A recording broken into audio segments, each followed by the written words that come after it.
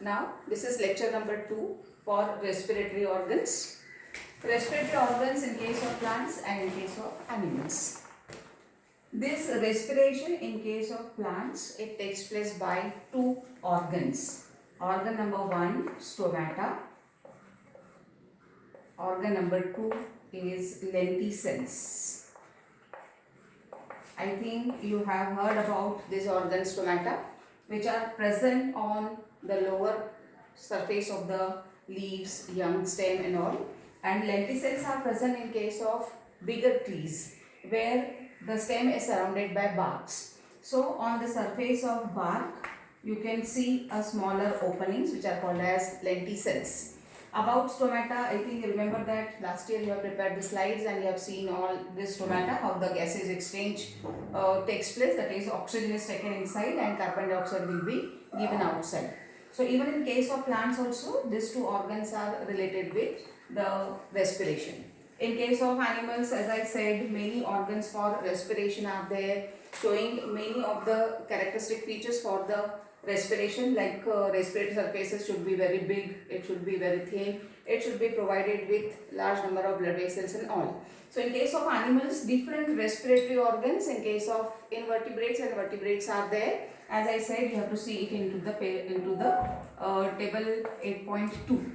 Now we are going to study about the respiratory system in case of human being. So we are going to start with respiratory system in man. This respiratory system in case of man, in case of human being, consists of organs like, first one is the nose, which leads into the second part, which is called as pharynx. Pharynx leads into the next organ, which is called as larynx. Larynx opens into the trachea. Then trachea opens into the next organ, which is called as bronchi. This bronchi bifurcates to form bronchioles, and bronchioles, they terminates into fine branches which are called as alveolar duct, and this alveolar duct, it opens into the alveoli.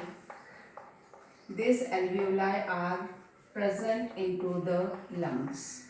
Okay, so these are the organs of respiration. We can say that air enters from nose, it ends into the lungs. Lungs are the main respiratory organs where the main exchange of gases takes place. Now we have to study all this in details.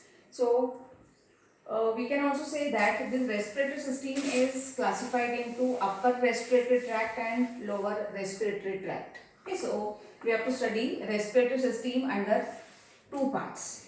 What is this? First one is the upper respiratory tract. This upper respiratory tract involves the organs which are present on the surface, or we can say which are present externally. Like we can say that it is nose, we can say that pharynx and larynx. These are found externally, which are not present in the deeper parts of the body. So this will becomes the upper respiratory tract. And the organs which are found internally becomes inner or the lower respiratory tract. So this lower respiratory tract will involve presence of trachea, bronchi,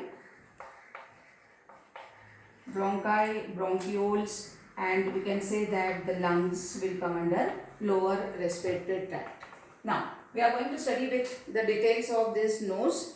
This nose, as you know, that present on the surface of the body, and it shows presence of openings. Okay, so we'll see the details of nose, or we can say the nasal chamber. This nose, it consists of external nares. These external nares are the openings through which the air can enter. This external nair, it enters, it opens into the internal nares. This internal nares, this opens into the next part, which is called as pharynx. Okay, so we'll see the details between this external layer and internal layer, which is actually the nasal chamber. Okay, so now we have to study about the details of nasal chamber. As you know that this consists of right and left compartments. We have these two nodes, right side and left side, and in the center there is a presence of cartilaginous separation is there. This cartilaginous separation between two nasal chamber, it is called as mesenteroid. Okay, so remember that the space which is present between external layer and internal layer is called as nasal chamber. We have two nasal chambers, right and left, and these two nasal chambers, right and left, are separated by a cartilaginous partition which is called as mesenteroid. So now we have to see the details of nasal chamber, details of one part of the nasal chamber. This part of nasal chamber, diagrammatically, or as all of you can see this nasal chamber properly in our nose also, this nasal chamber, diagrammatically we can see this is the part of nose. Okay, so there is a presence of opening, this will become external layer, and here it will open towards the inner side as internal layer, and this middle distance will becomes the nasal chamber. So this nasal chamber, this have this external part, this is called as vestibule. Remember that vestibule is the proximal part and it consists of hairs. What's the function of hair here? Function of hair is to trap dust particles and germs. That means cleaning of air is the primary function of this vestibule. So this is this proximal part of the nose. This middle region of the nose, it is called as respiratory region. It is the actual respiratory part. Why it's called as respiratory part? Because this part is richly supplied with blood vessels. What's the function of blood vessels here? This blood vessels, presence of blood inside the blood vessel, it provides warmth as well as it provides moisture to the incoming air, so that this incoming air, which can be very hot, which can be very cold in case of interseason, so that will be, we can say that its temperature is maintained before entering inside the body. So this is the respiratory part. And this innermost part of the nasal chamber, it is called as olfactory region. What's the meaning of word olfactory? This word olfactory is related with the sense of smell. Sensation of smell, whatever is there, it is because of olfactory region. It is internally supplied with sensory epithelium. Word olfactory is always related with sense of smell. Okay. So respiratory system, its first part is nose. As I said, it consists of this opening external layer, this opening internal layer. Internally, in between these two, this is the part of called as nasal chamber, having vestibular region, respiratory region, and olfactory region. Okay. Now, next to this olfactory region, or we can say next to this part of nose, nasal chamber. Nasal chamber internally here, it opens into the part which is called as pharynx. So we are going to study with the second part of the respiratory system, which is called as pharynx here. So pharynx, second part of the respiratory system. How can we see the pharynx? When we open our mouth wide, this wide open mouth, internally it shows a structure. That means the innermost part of the buccal cavity becomes the pharynx. This pharynx is consists of three parts. Which are the three parts of pharynx? First one is called as nasopharynx. Its second part is called as oropharynx. And the innermost part is called as laryngopharynx. what are these parts?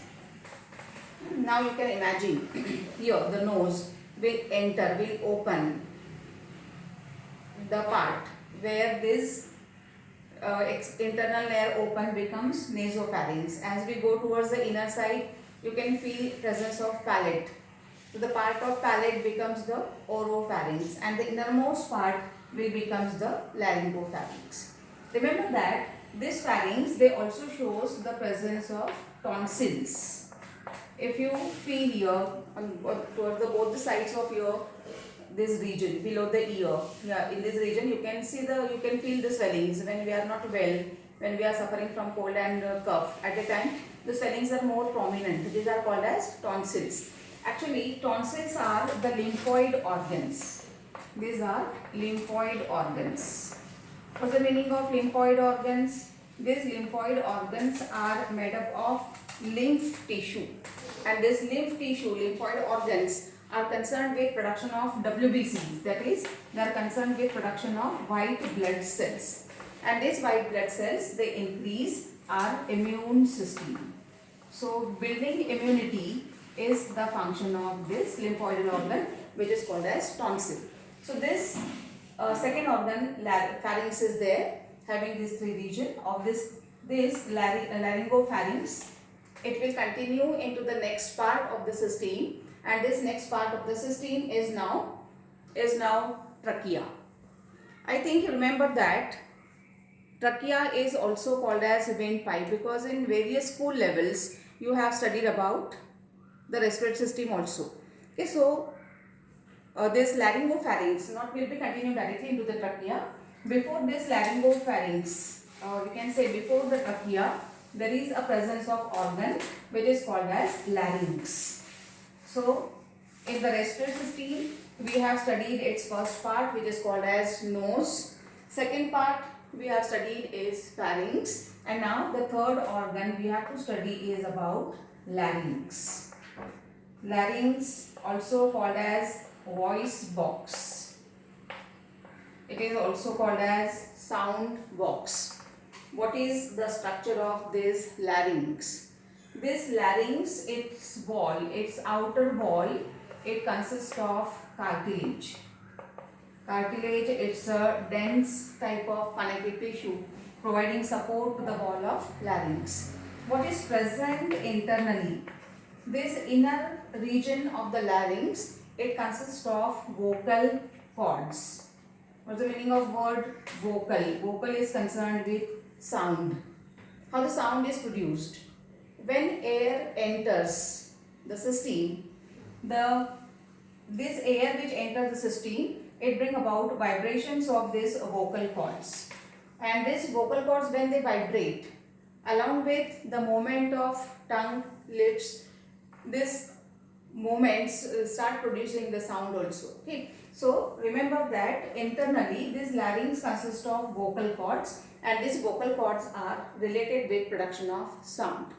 So here larynx becomes sound box. Outer wall is made up of cartilage. In region is made up of vocal cords, which is concerned with production of sound, and hence it is also called as voice box. Now this larynx, as I said that before larynx there is a laryngopharynx, and when laryngopharynx opens into the larynx, in between laryngopharynx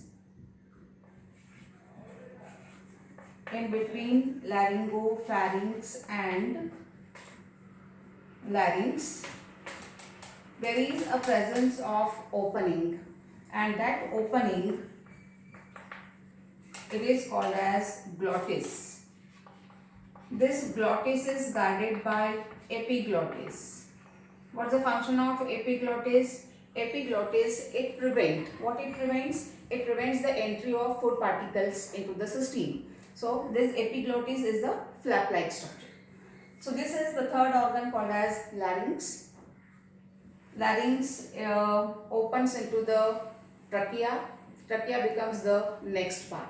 Okay. So we are going to study with next part of the system, which is called as trachea. In larynx, we can imagine the parts in the system, in the body, and from trachea As you know, lower respiratory tract starts, and this lower respiratory tract cannot be visible. So we can study from trachea diagrammatically. This trachea, it starts from larynx. So remember that this trachea is a tube-like structure. Here in the throat region, there is the presence of esophagus, which is a digestive tract, and there is one more tube is present, which is called as trachea here. So this trachea is present in front of the esophagus. Remember that this trachea, it is near about 10 to 12 centimeter in length.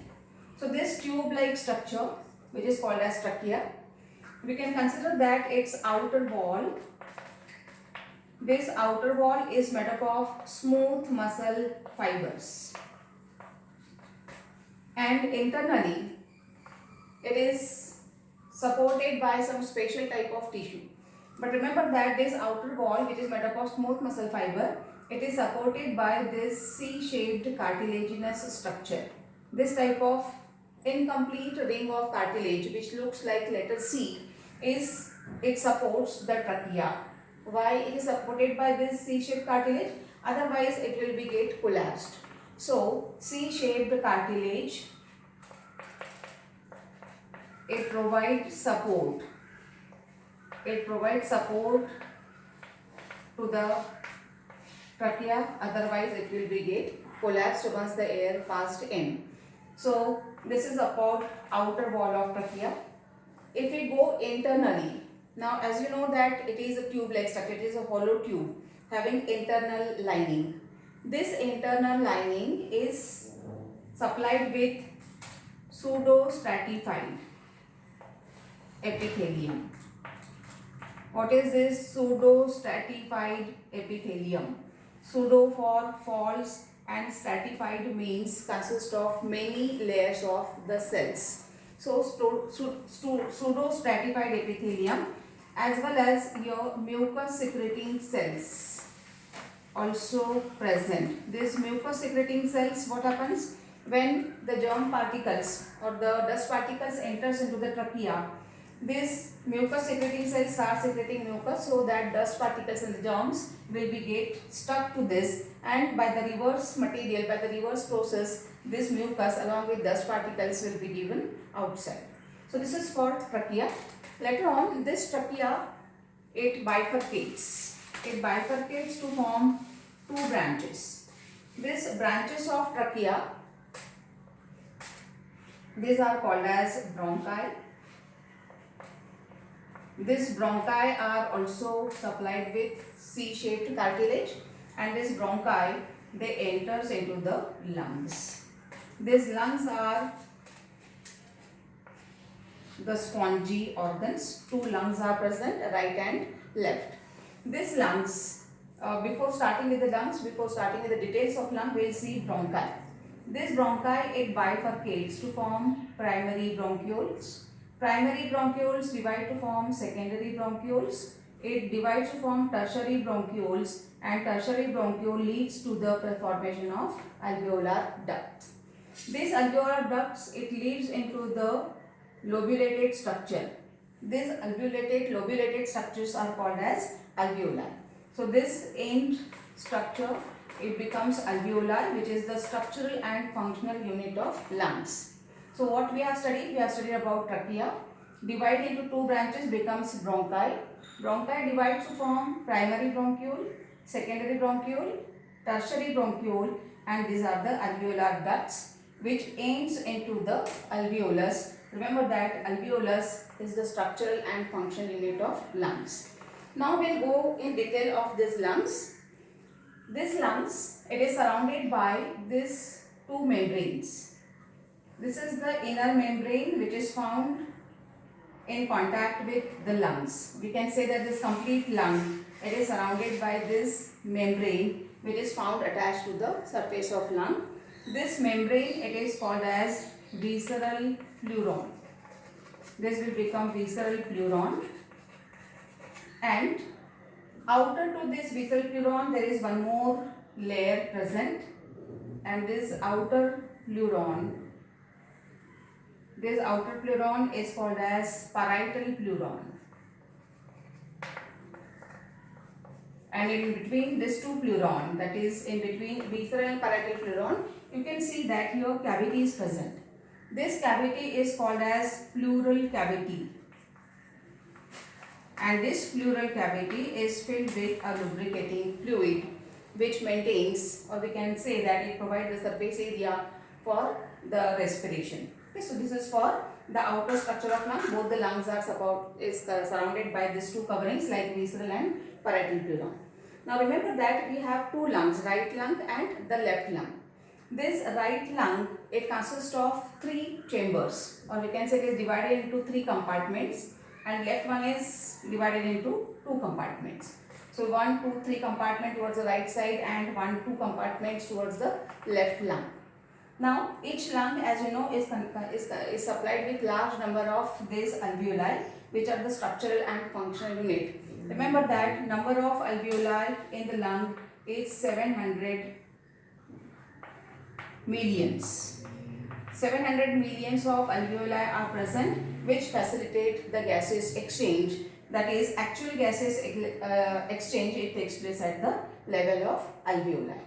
Okay, so the next part, the structure of alveoli and all, we are going to study in the next lecture.